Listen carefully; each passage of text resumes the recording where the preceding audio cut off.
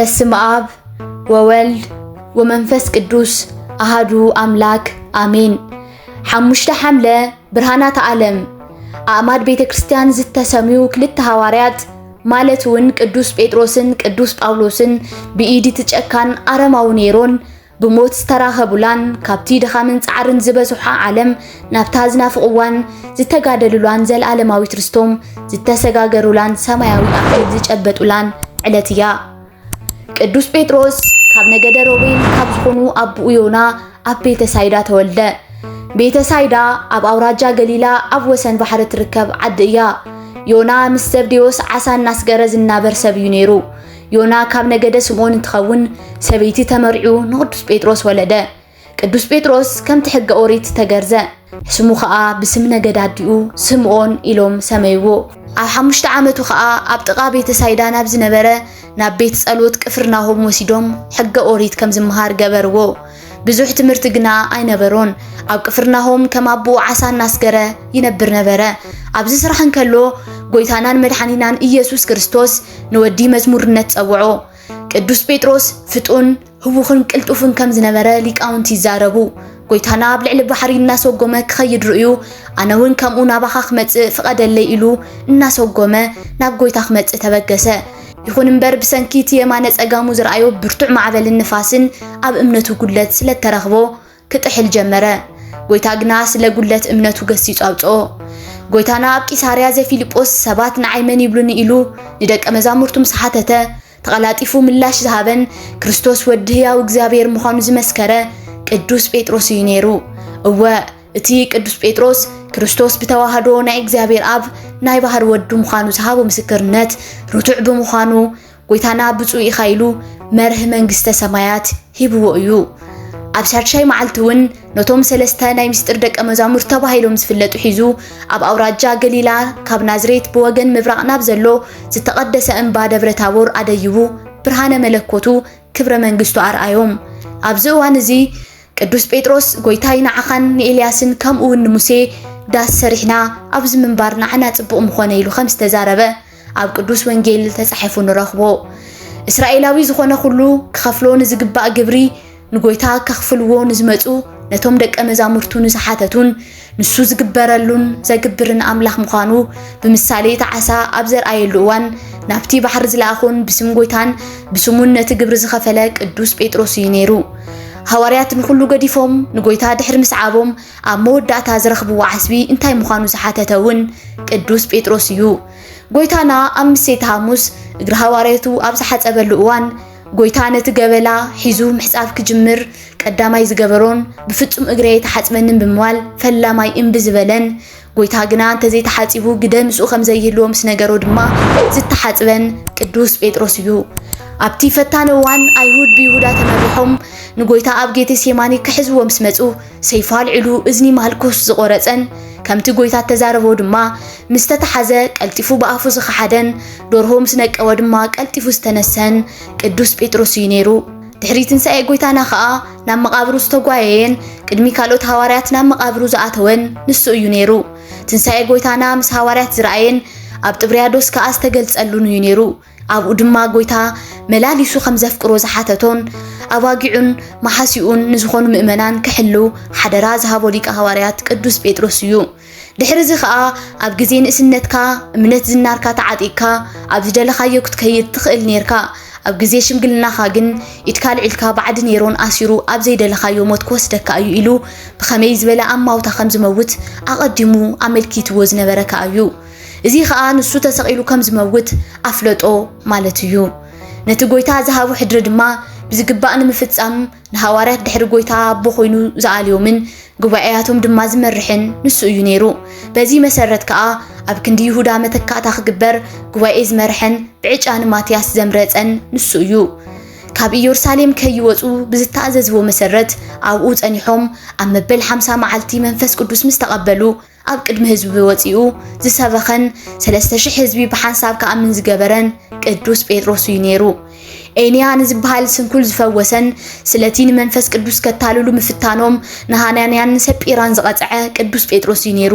ኣብ ሰማርያን ኣብ ኢዮጴ ኣብ ልዳ እናተዘዋወረ ኣብ ዝመሃረሉ ንጣቤታ ካብ ሞት ዝተንስአ ብዝረኣዩ ራእይ ንቆርኔሌዎስ ናብ እምነት ክርስትና ዘምጽአ ብዙሕ መከራ ስለ ወንጌል ዝተቀበለን ብናይ ጎይታ መልአኽ ካብ ቤት ማእሰርቲ ዝወፀ ንሱ እቲ ማእተውተ ቤተ ክርስቲያን ቅዱስ ጴጥሮስ እዩ ነይሩ። ብምኽንያት ቢጽ ሐሳብያን ኣብ መንጎ ምእመናን ምክፍፋል ምስ መጸ ናይቲ ስለ ጉዳይ ንዝተጋበአ ቀዳማይ ሲኖዶስ ኣፈ ጉባኤ ኮይኑ ዝመርሐውን ንሱ እዩ ነይሩ። ቅዱስ ጴጥሮስ ክልተ መልእኽትታት ዝጸሓፈ እዩ። ድሕሪ ሰፊሕ ተጋድሎ ኣብ ሮማ ኣትዩ ወንጌል ብምምሃሩ ኣብ ከባቢ 87 ዓመተ ምህረት ተታሕዘ። እቶም ምእመናን ከይትሕዞ ብምባል ከርሕቕዎ እኳ እንተፈተኑ ንሱ ግና ብዝረኣዮ ራእይ ናብ ሮማ ተመሊሱ ተታሕዘ። ስለዚ ድማ በቲ ጨካን ቄሳር ኔሮን ኣብ ሮማ ሰቂሎም ክቀትልዎ ፍርዲ ምስ ወድኡ ጎይታይ ኢየሱስ ክርስቶስ ቆይሙ ተሰቂሉስ ኣነ ድማ ምስ ጎይታይ ኣብ ማዕራሪኹም ክትሰቅሉኒ ኢሉ ወኣስተበቆሙ ለህዝብ ከመይ ይስቅልዎ ቁልቁሊተ ከም ዝብል ቁልቁል ደፊኹም ስቀሉን ኢሉ ለመኖም። ከምታ ኣብ ቂሳርያ ዝሃባ ዓባይ ምስጢረ ተዋህዶ እትገልጽ ምስክርነት ወዲዮና ስምዖን ዝበልካዮ ሰማያዊ ኣቦይ ደኣ ገሊጹልካ እምበር ስጋዊ ደማዊ ሰብ ኣይገለጸልካን ተባሂሉ ነይሩ። ጎይታውን እምበር ኣነ ንዓኻ ከውሒ ገይረካ እየ ኣብ ልዕሊኻ ድማ ቤተ ክርስቲያነይ ኣሃንጻ ኣለኹ ኣፍ ደጌታት ሲኦል ከፍርስዋ ይከኣሎምን ብምባል ቃል ኪዳን ተኣተወሉ። እዚ ማለት ከዓ ንምእመናን በኣኻ መንፈሳውነትን ትምህርትን ከም ዝጓሰዩ እገብሮም ኣለኹ። ብስብከትካን ብትምህርትኻን ጸኒዖም ንዝነብሩ ምእመናነይ ኣጋንንት ከስሕትዎም ኣይኽእሉን እዮም ማለት እዩ። ኣብቲ ኣማናዊ ምስክርነትካ ዝተተኽለት ቤተይ ፈጺማ ኣይትናወጽን እያ ማለት ከዓ እዩ። ስለዚ ድማ ኣብ ምድሪ ንስኻ ዝኣሰርካዮ ብሰማይ እስሩ እዩ፣ ኣብ ምድሪ ንስኻ ዝፈታሕካዮ ድማ ብሰማይ ፍትሑ እዩ ብማለት እቲ ናይ መንግስተ ሰማይ መእተዊ ስልጣነ ክህነት ብብፁዓን ሂብዎ ነበረ። ካብ ሽዑ ጀሚሩ ድማ በቲ ሁሩ ወመሃሩ ውስተ ኩሉ ኣጽናፈ ዓለም ዝበሎም መሰረት ክሳብ ዕለተ ሞቱ ኣስተምሂሩ ብዙሕ ስቃይ መከራና ተቀበለ ጸኒሑ ኣብ ፍጻሜ ሞቱ ከምታ ምስለኔኡ ገይሩ ዝወከሎ ምንም እኳ ጎይታ ቆይሙ ዝተሰቀለ እንተኾነ ንሱ ድማ ቁልቁል ተሰቂሉ በኣማውቱ ንጎይታ ክርስቶስ ተኸተሎ። እቲ ብጥንተ ስብከት ነኣ ትልወኒ ዝበሎ ብሞት ፈጸሞ ብሞት እውን መሰሎ። ታሪኽ ቅዱስ ጳውሎስ ክንርኢ ከለና እውን ቅዱስ ጳውሎስ ትውልዱ ካብ ዘረ አብርሃም ካብ ነገደ ቢንያም እዩ። ዓዲ ኣቦ ሓጉኡ ገሊላ እዩ ነይሩ። ኣቦኡን ኣዲኡን ዝሓሸ ናብራ ንምርካብ ካብ ገሊላ ናብ ቂልቅያ ኸዱ። ኣቦኡ ከዓ ዕግርግር ኣብ ዝተላዕለሉ ድማ ንቂልቅያ ገዲፎም ናብ ጤርሴስ ድሕሪ ምኻዶም ቅዱስ ጳውሎስ ኣብ ጤርሴስ ተወልደ። ጤርሴስ ናይ ቂልቅያ ገምገም ባሕሪ ነበረት። ጤርሴስ ዋላ እኳ ኣኽራን ዝበዝሓ ከተማ እንተኾነት ልምዕትን ፍርያማን ስለ ዝነበረት ግና ኣብ ማእኸላይ ባሕሪ ናብ ኣውሮጳን ናብ ቂልቅያን ዝመሓላለፉ ነጋዶ ምብራቕ ማእኸለይቲ ከተማ ነበረት። ብዙሕ ኢደ ጥበባዊ ስራሕቲ እውን ይካየደላ ነበረ። ብፍላይ ከዓ ብምስፋይ ድንኳን ዝተፈለጠት ነበረት። ቅዱስ ጳውሎስ ከዓ ኣብዚኣ ከተማ እዩ ነዚ ሞያ ጥሪዎ። በዚ ምክንያት ከዓ ነዚ ስራሕ እናሰርሐ ንኻልኦት ሸኽሚ ከይኮነ ወንጌል ይሰብኽ ነበረ። ኣብቲ ዘመን እቲ ጤርሴስ ኣብ ክፋል ኤስያ ናይ ምዕራብን ሰሜንን ሃገራት ብበዝሒ ዝጓዓዙ ሮማውያን ስለ ዝነበሩ ጤርሴስ ናይ ሮማውያን ከተማ ነበረት። በዚ ምክንያት ኣቦኡ ተቐማጣይ ዝዓዲ ብምንባሩ ካብኣ ዝውለድ ተባዕታይ ዘበለ ከም ሮማዊ ይቁፀር ነበረ። ብኸምዚ ከዓ ተደራቢ ሮማዊ ዜግነት ነበሮ። ኣብ ቂልቅያን ጤርሴስን ዝቕመጡ ኣይሁድ ውሑዳት ስለ ዝነበሩን ብቋንቋ ግሪክን ሮማውያንን ከዓ ይዛረቡ ነይሮም እምበር ብዕብራውያን ቋንቋ ኣይዛረቡን ነይሮም።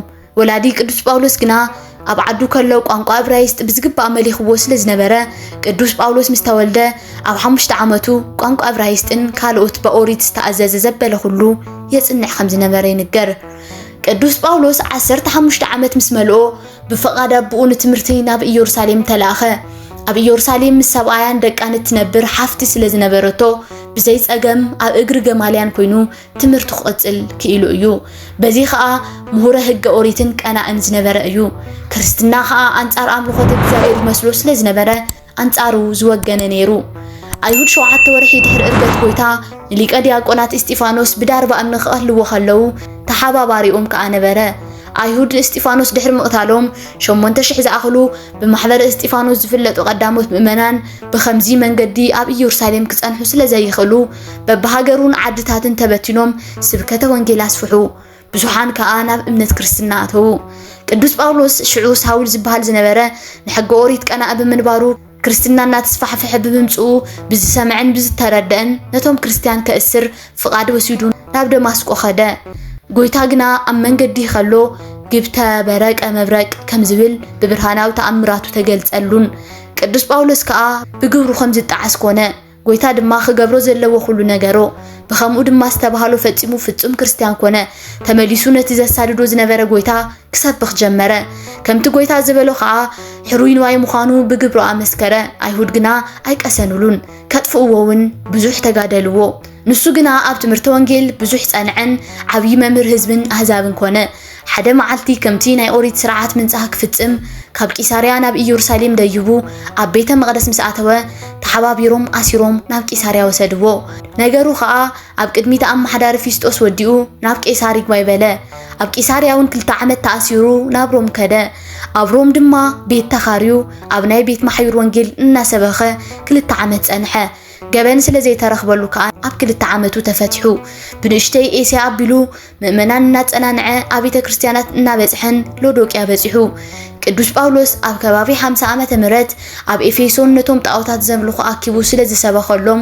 ብጎይታናን መድኃኒናን ኢየሱስ ክርስቶስ ኣመኑ ግና ትረብሑ ዝተተንከፈ ዲሜጥሮስ ዝበሃል ናይ ጣዖት አንጠረኛ ኣብ ልዕሊኡ ከተልዓ አለ ተኸሲሱ ድማ ኣብ ቅድሚ ዳኛ ቀረበ ግና በደል ስለዘይ ተረኽበሉ ናጻ ኾነ ኣብቲ ዝቕጽል ዘመን ከዓ ካልእ ገዛ ምስ መጸ ዲሜጥሮስ ኢለስክንድሮስ ምስ ዝበሃል ሰብ መኺሩ ብናይ ሓሶት ክስ ከሰሶ ይግባይ ስለ ዝበለ ድማ ናብ ሮም ወሰድዎ ቅዱስ ጳውሎስ ንጢሞቴዎስ ኤጲስቆጶስነት ማዕርግ ሂቡ ኣብ ኤፌሶን ሾሞ ድሕሪኡ ብብዙሕ ምድፍናቕን ሓዘንን ተፈላለዩ ናይ ሮም ጉዕዞኡ ከዓ ብቆሮንቶስ ኣቢሉ በአርዲያቲክ ባሕሪ ተሳጊሮም ብሪንዲሲ ካብ ዝበሃል ናይ ኢጣልያ ወደብ በጽሑ በቲ ኣጲን ብዝበሃል ዓብይ ጽርግያ ኣቢሎም ከዓ ሮም ኣተዉ ናይ ኤፌሶን ወታደራት ጳውሎስ ምስ ዝተኣስረሉ ናይ ክስ ደብዳቤ ኣተሓሒዞም ንንግስነት ሮም ኣረከብዎም ኔሮን ቄሳር ከዓ እቲ ክስ ቀሊል ምዃኑ ርኡ ኣብቲ ማእሰርት ክጸንሕ መጀመርያ እኳ ፈሪድዎ እንተነበረ ዳሕራይ ግና ክርስትና ክሳብ እቲ ቤተ መንግስቲ በጽሑ ስለ ዝነበረ